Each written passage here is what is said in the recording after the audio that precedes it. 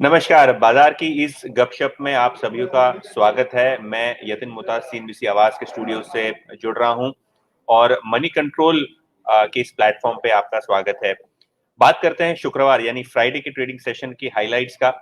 बाजार बहुत ही बोरिंग, डल, सुस्त आपको दिखाई दे रहा है। बहुत ही रेंज बाउंड ट्रेड आपको बाजार में देखने को मिल रही है। तो कहीं ना कहीं वीकेंड का इंतजार ट्रेडर्स कर रहे थे, क्योंकि अगर आप देखें पूरे हफ्ते रशिया और यूक्रेन क्राइसिस रिलेटेड न्यूज ने ही हेडलाइंस को डोमिनेट किया और मार्केट में भी जो स्विंग आया लार्जली इन सब न्यूज बिट्स के पीछे आपको होता हुआ दिखाई दिया। ग्लोबल मार्केट्स के संकेत भी थोड़े बहुत वीक थे, जिसके कारण जो एशियन मार्केट्स का वीक ओपन था और वीक क्लोज था, बाजार में आपको उसका असर होता हुआ दिखाई दिया।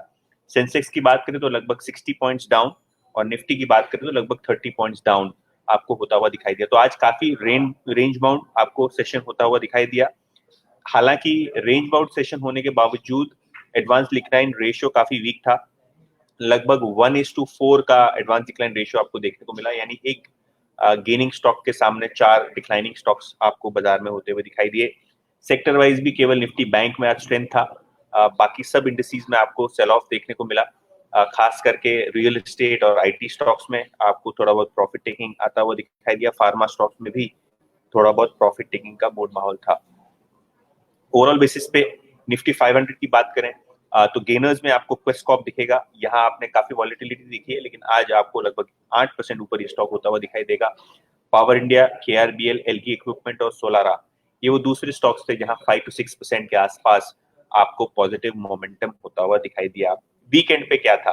अंबुजा सीमेंट रिजल्ट्स काफी डिसअपॉइंटिंग, मार्जिन पे बहुत प्रेशर और रिजल्ट्स डिसअपॉइंटिंग आने के बाद अंबुजा सीमेंट में लगभग 6% का डाउनटिक आज आपको आता हुआ दिखाई दिया।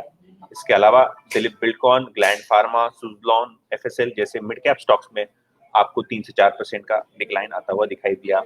एक्टिव सिक्योरिटीज की बात करें, क्योंकि बहुत सारे रिटेल इन्वेस्टर्स टीसीएस के बायबैक में पार्टिसिपेट कर रहे हैं। नेक्स्ट वीक एक्स बायबैक हो जाएगा, रिकॉर्ड डेट हो जाएगी और जो एलिजिबल शेयर होल्डर्स हैं अपने शेयर्स बायबैक में टेंडर कर सकेंगे। 4,500 रुपीज के आसपास आपको ये 16,000 करोड़ की साइज का बायबैक होता हुआ दिखाई देगा टीसीएस में। तो काफी इन्वेस्टर इंटरेस्ट टीसीएस में बायबैक के पहले पहले आपको देखने को मिला। लगभग 1400 करोड़ का टर्नओवर यहाँ आपको होता हुआ दिखाई दिया। इसके अलावा एचडीएफसी लिमिटेड और एसबीआई काफी अच्छे वॉल्यूम्स के साथ आज लगभग 1-1.5% के गेन्स के साथ बंद हुए।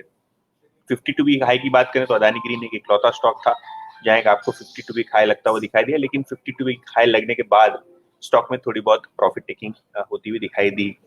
नए आईपीओस की बात करें तो मान्यवर में भी आपने थोड़ा बहुत सेलिंग देखा, प्रॉफिट टेकिंग देखी लिस्टिंग के बाद, जो कि लगभग 950-980 के आसपास की रेंज का स्टॉक था, लगभग 900 रुपए हो गया।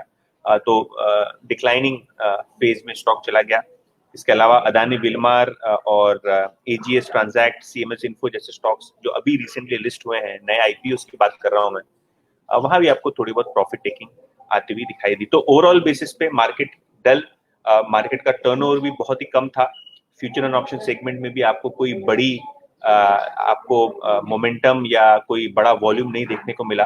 तो क्लियरली ये जो लैकलस्टर मार्केट है वो आपको शायद नेक्स्ट वीक भी कंटिन्यू होता हुआ दिखाई दे सकता है, क्योंकि ये जो रशियन यूक्रेन कॉन्फ्लिक्ट है वहाँ काफी सारा न्यूज फ्लो हो रहा है। और आज अगर आप देखें 2 बजे के आसपास रशियन मीडिया एजेंसीज ने ये भी कहा कि जो मिसाइल ड्रिल्स हैं वो होने वाली है बहुत जल्द।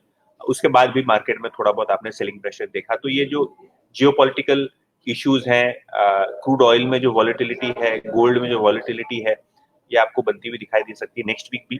लेकिन बहुत संभाल के अपनी ट्रेडिंग करिए स्टॉप लॉसेस के साथ।